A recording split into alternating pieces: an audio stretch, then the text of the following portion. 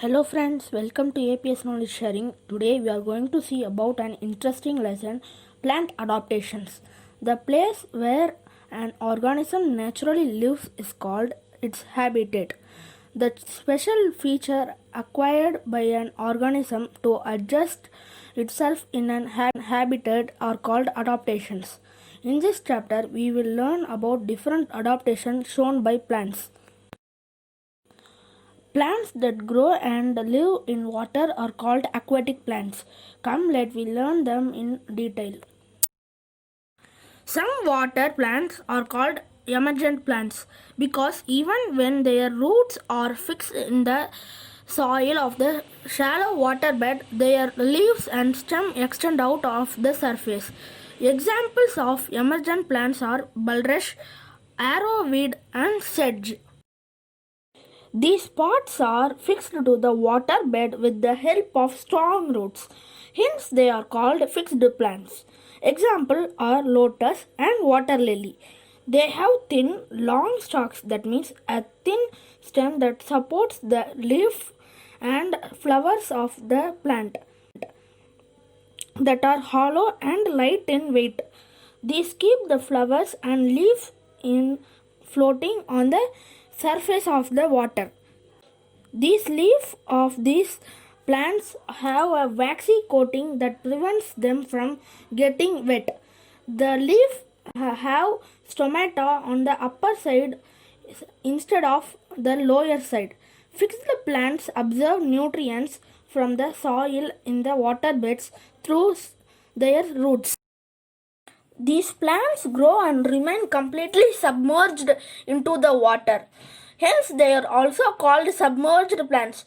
Examples are hydrilla and pondweed. They have thin, narrow ribbon-like leaves to prevent them from getting torn by the force of water currents. These leaves of underwater plants do not have stomata, but they take in carbon dioxide from the water through their body surface. These plants do not bear flowers. They get nutrients through the roots from the soil in the water beds. Plants that float on water are called floating plants. Examples are duckweed and water lettuce. These plants float on water because either they have air filled inside their stems or they are very small and light in weight. Duckweed, the roots of the floating plants absorb nutrients directly from the water. And this one shows you the terrestrial plants. Plants that grow on land are called terrestrial plants. Terrestrial plants grow in deserts, mountains and hills, plains, marshy areas, forests, coastal areas, etc. Let us learn about the different types of terrestrial plants and their adaptations.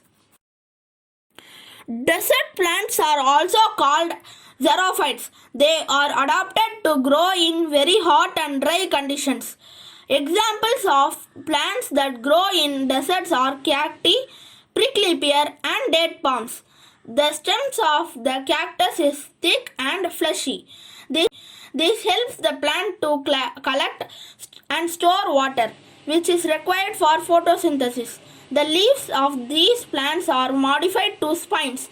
Spines means sharp, pointed structure on a plant. Spines protect the plant and reduce water loss. These plants are also have long roots that grow deep into the ground. They help in absorbing groundwater. Did you know one thing? Saguaro is a type of cactus found in deserts.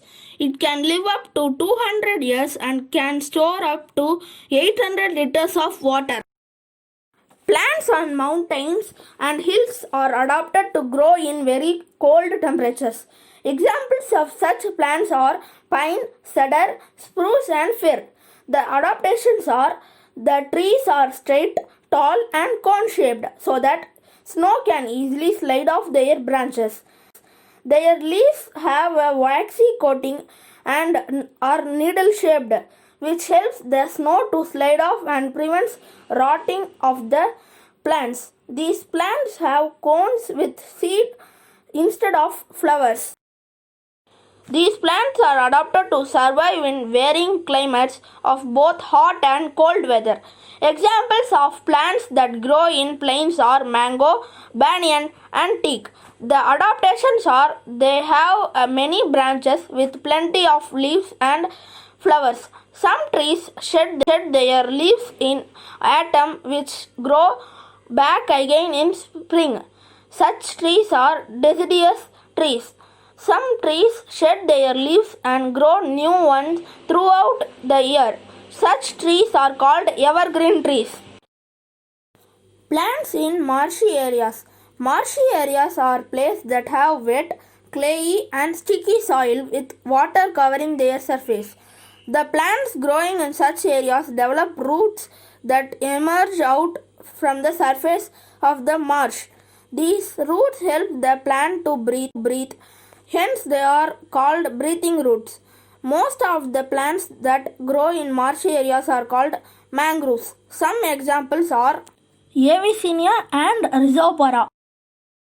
Forests usually have warm climates and get a lot of rain throughout the year. The plants that grow in forests grow tall and broad and abundant leaves which can capture sunlight for photosynthesis. Examples of plants that grow in forest are redwood, mahogany, and oak.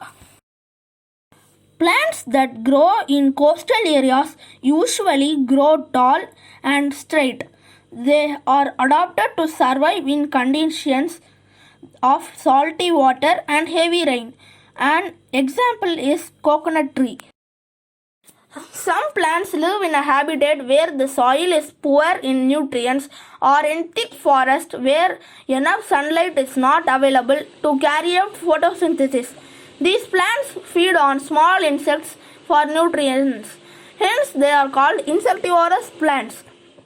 Some examples are pitcher plant and Venus flytrap. Insectivorous plants show unique features that help them to catch their prey.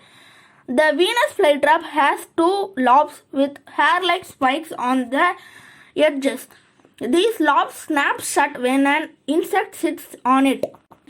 The pitcher plant is shaped like pitcher. Its edges secrete a slippery substance due to which the insects sitting on it slip and fall inside the pitcher, thus getting trapped. There are about 6,000 types of carnivorous plants found all over the world except in Antarctica. Some plants do not contain the green pigment chlorophyll and hence cannot carry out photosynthesis. Such plants are called non-green plants. These plants are adapted to absorb their food on dead plants and animals. Examples are coral root and Indian pipe. There are certain plants that depend on other plants partially or completely for their nutrients. They grow on other plants and absorb nutrients from them. Such plants are called parasitic plants. They often harm the other plant on which they grow. Examples are Cuscuta and Mistletoe. So friends, if you like this video, please comment, share, like and subscribe. Thank you.